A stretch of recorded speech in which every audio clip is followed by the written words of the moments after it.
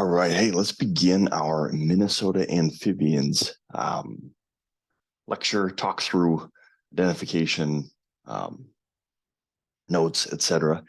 We have 18 of them today. Okay, so if you're following along at home, 18 is a lot for one shot.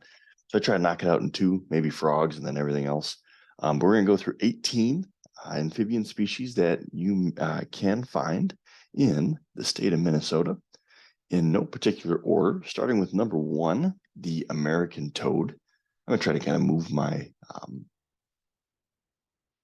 my face around a little bit so it's a little easier for you guys to see and take notes. Number one is the American toad. This is the most common toad in Minnesota. Chances are, if you see a toad, this is what it is. It is in wetlands during the mating season. So in the spring, it's going to be hanging out in very damp places in our ecosystems. After that, however, it is widespread. So you'll see them in your driveway, you'll see them on the road, you'll see them all over the place. Its skin is typically brown or reddish, like you see there. And it has these 1 to 2 wart patterns on its back, and dark little splotches back there. Its belly is white.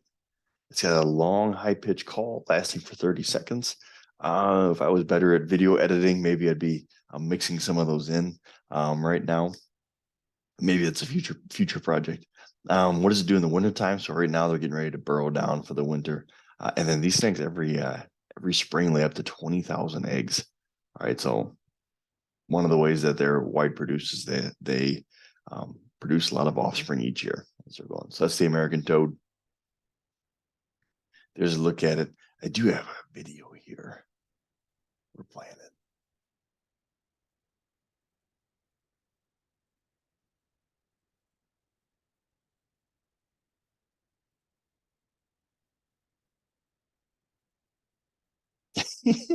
Isn't that something? There you go. There's the American toad. Okay, once was enough though. All right, so there's a look at the toad. All right, next up, the Canadian toad, also found in America. It is a large toad, and it's mainly going to be in the western parts of the state, so a little bit, out of our range here at Edina, but who knows where all of you guys are listening in from. It's got a blunt face, so if you look at its face, it's very short compared to the American toad. It's more of a brownish to greenish color too. Like it's more like you see more forest green when you're looking at it. It's got some dark flecks on its throat, and it has a very similar call to the American toad, only shorter in there. No call for the Canadian toad, sorry. And then the Great Plains toad is found in the regions kind of shown down below in the gray. It's the same size, but it's got definitely sharper markings. So if you notice, they're kind of outlined almost in white. It's got this gray to brown green skin. Its spots are clearly outlined in white. Chest is white, no speckles. And the funny thing about this one is that when it is calling, it's got this sausage shaped throat. What do I mean by sausage shape? It looks like one of those little like cocktail sausages that you get at in crock pots kind of thing. So that's to look at that air sac that it inflates before it's going to be calling there. So the Great Plains toad. Those are our 3 toads. Now we'll go through it in the notes later, but all toads are frogs. Not all frogs are toads. If that makes sense. But toad is kind of a subcategory of frog there. So we're going to get into our true frogs next with the gray tree frog. These are pretty common too. I see these quite a bit. They're not very big. Okay, most of our amphibians aren't very big. These guys are only 1 to 2 inches in size. All right, so a very small frog. It is capable of changing colors. That's probably its most unique trait. So if you look at the top, there's that gray tree frog look. And you see how great that camouflage is. And at the bottom, that's kind of its green morph. It's got a very musical call. And these are one of those species that actually spends the winter time kind of in this partially frozen state, which is interesting. We'll get into that one later on a different day there. So there's a look at its range. Most of the state, maybe not so much the prairies that tend to be a little bit drier there. Number 5, the Spring Peeper. Take a look at that one. It is very small. Maximum size of 1.25 inches. Okay, how do you identify these things? They're kind of a little, that tan red color. But then if you look right on its back there, it's got this X on its back. And so that's always um, what I've used to help identify it is it has that X over there. It's got a very short, high-pitched call, and its females release up to 1,000 eggs on a single event. Number 6, the Western chorus / Boreal chorus frog. These ones, you're looking for, once again, an extremely small frog. And it's got those 3 stripes running down the length of its back. All right, that's going to be its key identification characteristic. You hear a lot of it after rainfalls in the spring. Color-wise, they could be tan or even kind of a darker gray. And then it's hard to see here, but if you notice that eye, it's got those stripes going through the eyes as well. It's found throughout the state, and it can breed in puddles and urban environments. So these are common amphibians as well. Number 7, all right, this is the largest frog in Minnesota, and actually not that common throughout the state.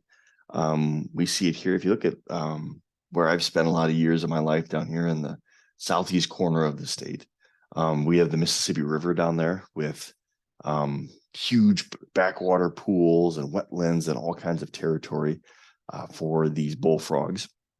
And other than that, they're found in kind of pockets throughout the state. It's named after its deep call and is the largest frog. So it's going anywhere from 3.5 inches up to 8 inches in size. So they can be quite large. They have green skin, and males have this yellow throat and white for females. So if you look in the upper right, that's a female bullfrog. They prefer those large bodies of water, like I was talking about. The Mississippi pools and the backwaters are perfect. And their attempts to reestablish them throughout the state. They're easy to hunt, so they were used, hunted for meat back in the day, frog legs, etc. And these things, they're carnivores, and so they'll eat fish, they'll eat mice, they'll eat baby rabbits, all kinds of stuff, and even other frogs there. Number 8 is the green frog. It is the second largest in the state, coming in at 2.5 to 3.5 inches. It's got these 2 ridge lines going down the back. So not stripes, but if you notice kind of just in its anatomy, it's got these 2 ridges going down. Males have these large tympanums. That's a new word for it. Tympanum is an eardrum. You have a tympanic membrane too, which is buried inside of your ear. Here's a look at their tympanums here. That's its eardrum, so it's very noticeable there. It's got a little more of a brownish color than the bullfrog does. And these guys are going to prefer streams and ditches over those large bodies of water that the bullfrogs prefer. Number 9, a mink frog, kind of a pretty looking frog there. All right, so it's got these green and blotchy brown colorations to it. Its underbelly is definitely more pale. It also has this obvious tympanum up behind the eyeball. Males have this bright yellow throat. It's going to be 2 to 3 inches in size, so another kind of medium-sized one. The lip area, or the mandible, is going to be bright green. These are found throughout the state as well, and they breed primarily in the permanent ponds up in the North Woods, so kind of in that more boggy territory up there. And it's going to produce a musky odor similar to a mink, and so that's where it gets its name from. Okay, from that musk that it produces. That is number 9. Number 10, the northern leopard frog. These frogs are actually quite common because they are dissected in many biology classes. I'm not sure if you have any experience doing that, but I've dissected a few. So they have a very stable domesticated population, so a population that's grown in our labs. However, their natural population is actually in decline. They're found throughout the state. They're a medium-sized frog, and they like wetlands and open fields. It gets its name from those leopard-like spots found throughout its body there. So that is the northern leopard frog.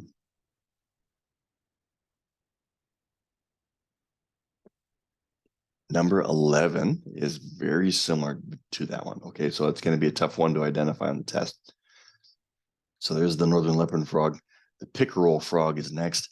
It is a little bit lighter in shade. And then if you look at its spots, they're more rectangular shaped and less circular shaped. That's a very, it's a minute detail there, but that might help you out. Its eyes are more bulging. So you notice there's a clear kind of eye round over there. It's got these two large back ridges as well. You can see there. And then the spots come in rows. Okay.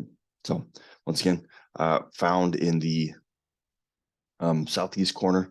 What makes the southeast corner there unique is that they don't have the same bogs and wetlands and whatnot, but with the Mississippi running through there, there's a ton of backwater channels and those kind of things that get created in that process, and it's a little warmer than up in the north there. So that's number 11, the pickerel frog. Number 12, the wood frog, and our last frog here.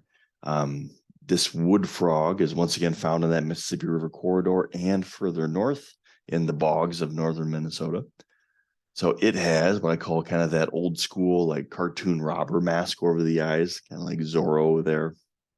So it's got that black over the eyes. It's got brown ridges kind of that follow down the back there, you can see. It's typically reddish to brown in color. And every spring, it'll be one of the first frogs that you can hear calling in the springtime. So a wood frog there that likes living in the woodlands. So hey, those are our 12 frogs. We have, I believe, 6 salamanders to talk through. That is not one of them. Okay, that is a species of Chinese salamanders. That is actually, it's the biggest salamander in the world. Those things can get to be like 4 or 5 feet long. Those things are crazy.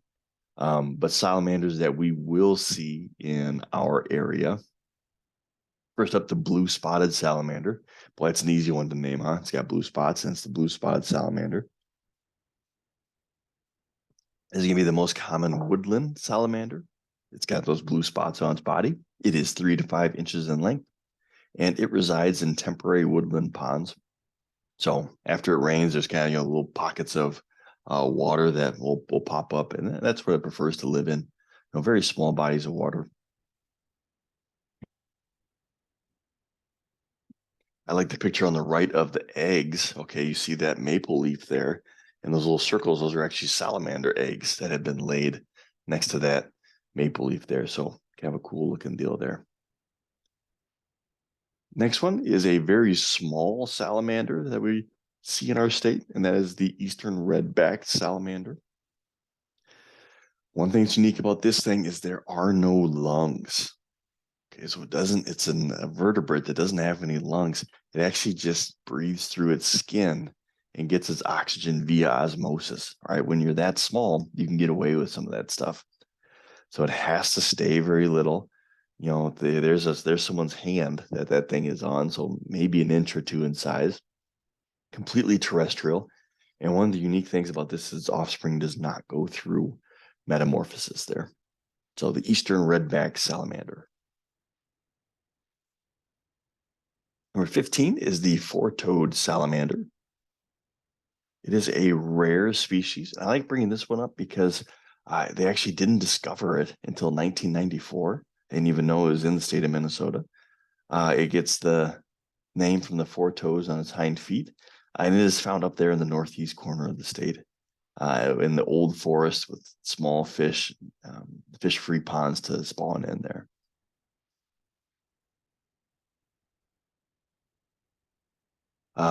Next up is Minnesota's largest salamander. All right, and that is a mud puppy.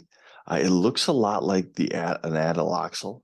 Adeloxals are primarily found, I believe, in kind of Central America. Everyone always knows them from Minecraft back in the day. But these things are unique in that their gills are outside of their head. Okay, so if you look at, here's 2 of them. And these red things up there, those are their gills sifting oxygen out of the water. It is the largest Minnesota amphibian, so it's up to 13 inches in length. And it resides in nearly all of the lakes in Minnesota. So they're cruising around the bottoms of lakes, eating different things. And that is a mud puppy. Our last two are going to look pretty similar. Number 17 is a spotted salamander, and it was recently discovered in Minnesota as well. All right, so 2001. It has these yellow spots, and those yellow spots go down in two irregular rows. So if you can see, you can kind of follow those spot lines going back there. They're also woodland dwellers. And there's a nice look at the salamander eggs as well there in the lower left. Not to be confused with our last one, the eastern tiger salamander. All right, these things can be 7 to 8 inches in length. The yellow pattern can vary greatly. All right, so here it looks a little bit more tiger striped. Those spots cover their entire body, and then they have kind of an olive colored belly there. These ones you're going to see a lot in agricultural areas. They like breeding in those farm ponds that many farmers have. So there's a look at 18 Minnesota amphibians. Not all the amphibians in the state, but try to hit most of the common ones there.